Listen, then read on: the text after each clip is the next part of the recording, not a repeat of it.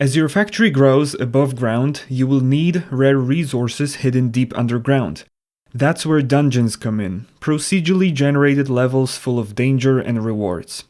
Dungeons are entered through special entrances scattered across the overworld. There are 4 in total, 1 in each quadrant of the map, for easy access from anywhere in the world. Once inside, you can exit right away using a ladder back to the surface if things get too scary.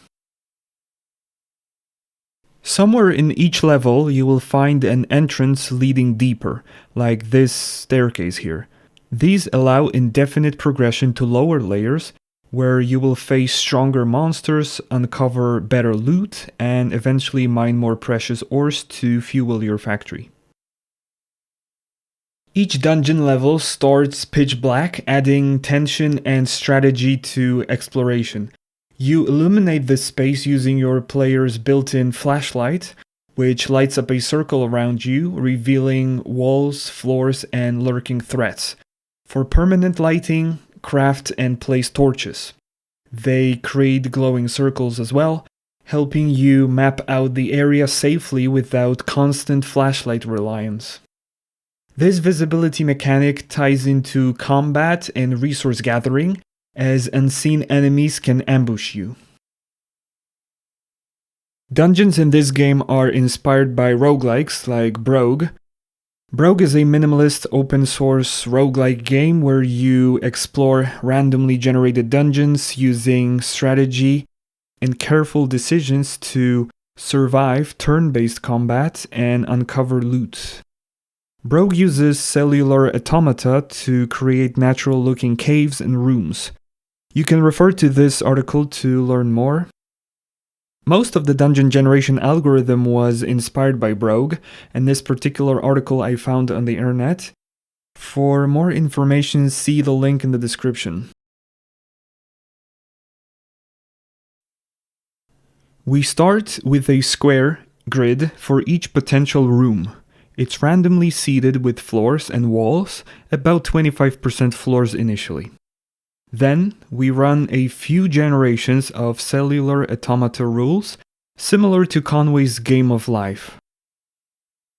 The rules are the following. A floor cell survives if it has at least 2 neighbors, including diagonals. Rule number 2, a wall becomes a floor if it has 4 or more floor neighbors. For example, this floor tile has no neighbors, which means that it will not survive to the next generation. It will get transformed into a wall tile. This floor tile has at least 2 floor neighbors, which means it will survive. This wall tile has at least 4 floor neighbors, which means that it will be converted into a floor tile. We run it for about 6 generations. This creates clustered organic shapes. We select the largest blob as our room, discarding the smaller disconnected bits. The chosen room is highlighted with the blue color. Once the basic shape of the room has been determined, we add connection points, which are essentially doors in all directions. We determine the extreme points on both floor axes to find the edges, north, south, east, and west. Then randomly select one floor tile on each face and place a door just outside it. These connectors have a specific orientation, which will later be used to determine how they should fit into the final canvas. The full dungeon is a bigger grid, say 64 by 64. We start by placing one room in the center. For each new room, we look at all existing door positions in the dungeon.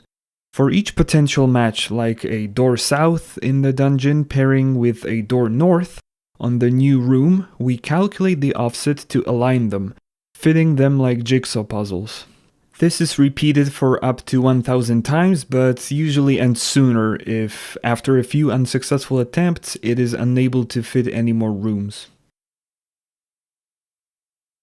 After placing all rooms on the canvas, we clean up. We consolidate connectors. Where 2 connectors meet, we turn them into proper pathways. If a connector has floors on opposite sides, north-south, or east-west, we replace it with a floor tile and a door. If it has floors on 3 or 4 sides, we fill it with a floor. If it is adjacent to another door or is invalid, we replace it with a wall. Finally, remove any leftover single connectors. They are now walls since connections are resolved. This creates a connected maze-like dungeon without loose ends. Walls in the dungeon are fully destructible. You can use a drill or dig through them manually, creating shortcuts between rooms or accessing hidden areas.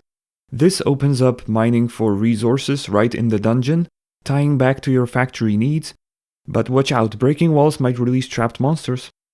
In the future, dungeons will contain monsters that will make exploration challenging, chests with loot, and valuable ores that will unlock more crafting possibilities. This is what the final dungeon looks like without any lighting.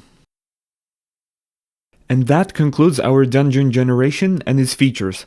Levels to explore, combining danger with discovery, which complement the factory automation. In the next video we will probably look at some early combat mechanics. Thanks for watching!